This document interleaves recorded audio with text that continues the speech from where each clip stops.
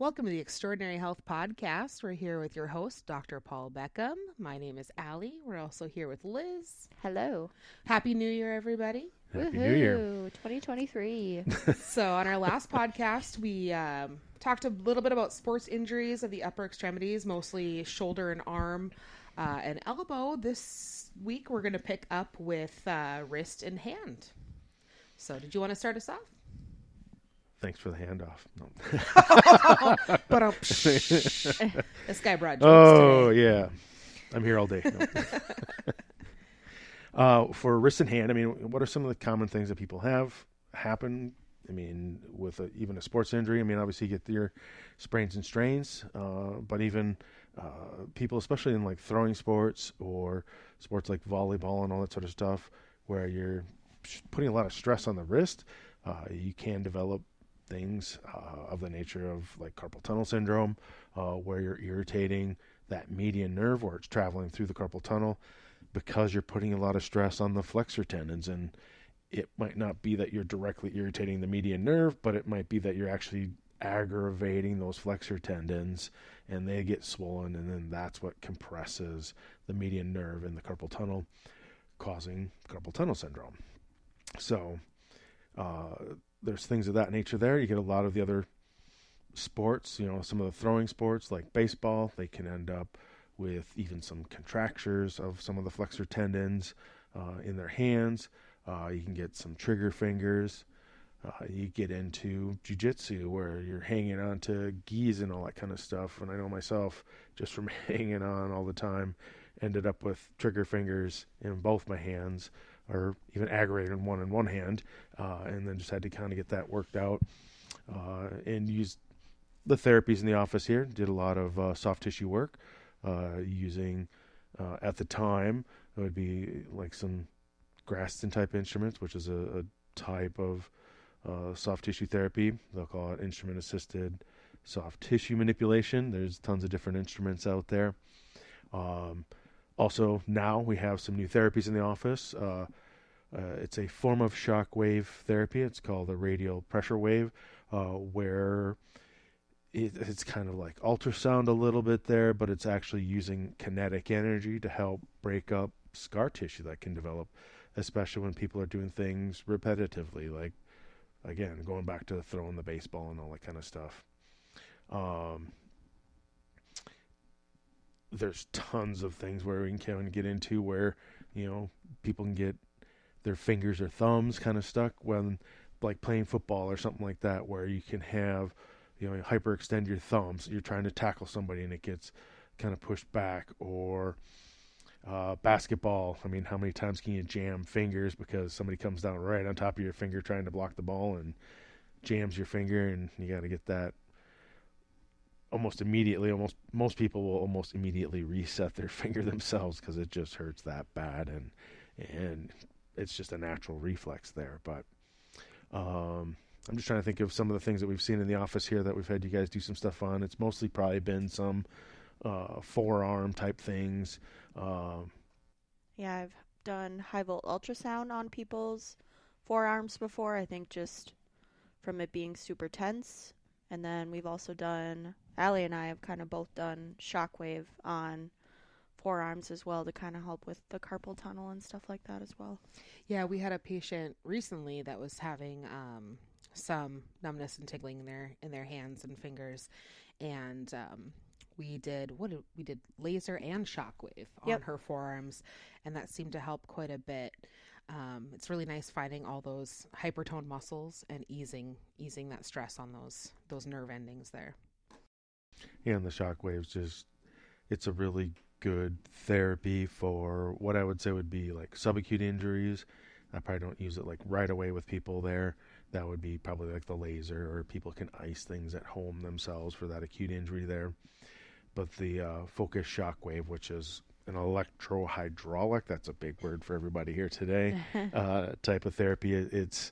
They'll call it orthotrypsy. It's based off of lithotripsy. They still use today to help break up things like kidney stones and gallstones, whereas the orthotrypsy is there to help kind of break up some of that scar tissue. We use it a lot around arthritic joints or subacute injuries where you've had it's starting to go into that chronic phase. So hopefully we catch it before you start to have chronic issues, like with a tennis elbow or a golfer's elbow, or getting down into the hand. Anything like with thumbs, a lot of people start to get some myofascial pain in their hands, and they think they have some arthritis in their thumb, and they might already have because they probably let it go and not really have done anything with it there. But that focus shockwave, almost immediately you'll know with that first treatment that yes, this helped out a lot. It's that you will need a series of treatments with it there. If it's a mild type case of an injury there, or in that subacute range there, hopefully we can kind of get that taken care of, maybe with 4 treatments or so. If it kind of drags out a little bit longer, you're gonna need a few more treatments out too. And I think I was just even looking at some studies with focus shockwave and some other of our therapies here, and a lot of them, especially when you get out to some of the chronic injuries, say you had an injury, back when you were in high school and you injured your thumb and you now have arthritis in it, using that focus shockwave, it doesn't matter if it's been there, for 2 years, 15 years. I can't even remember how long. The longest one, it kind of creeped out into the 20-some year range there for somebody, and they all improved with using focus shockwave on their injury. So that's definitely I would say it's, to me, pardon the pun, the most shockingly good results that I've seen from a therapy in a long time, besides the laser, and just how it works to kind of just remove pain and inflammation. So it's nice too because you do see results right away, but with the shockwave, being that it's stimulating those stem cells in the area that's being treated, you see results over time as well. Even after a few treatments, even if you pause for a little bit, you can still feel the effects of it over time. Most of the studies that I have read, they even check in with patients 6 months after they've stopped the treatment for the case studies, and people are still improving. So pretty neat stuff.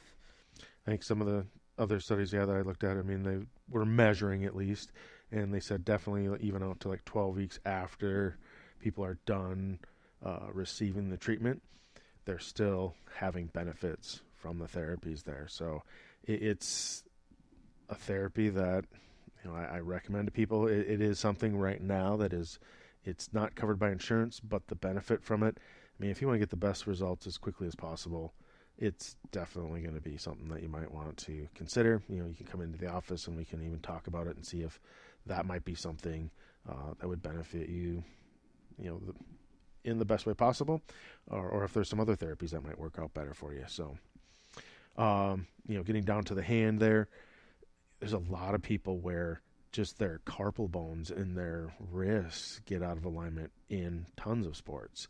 A lot of times you're pushing, pulling, they're doing tons of different things. Even, I would say batting, probably I don't see it as much with like baseball or softball players there, because they're gripping something and that's helping to kind of maintain those carpal bones in the proper position. But it's usually more when those hands are open. You get a football player where they're blocking and stuff like that, and they'll get their hand kind of hyperextended or flexed a little bit more than what it should.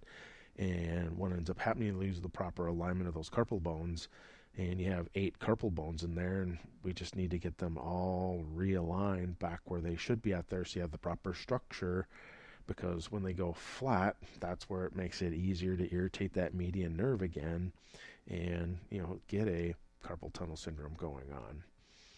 So other things with sports, even golfers, they can end up having some problems with their hands, especially if you grip that golf club a little bit too tight. A lot of people can irritate the pisiform, which is one of the carpal bones in the hand there, obviously usually on their opposite hand of the side that they hit with there. So it happens more frequently than what you think. And then you can even get there's a little bit of a neuralgia you can get from the nerve that comes around in between the pisiform and the hook of the hamate, and can cause some, numb, tingly kind of sensations more on the outside of your hand where your pinky is. and give you some, just make it feel uncomfortable, that numb tingly feeling that people can kind of feel.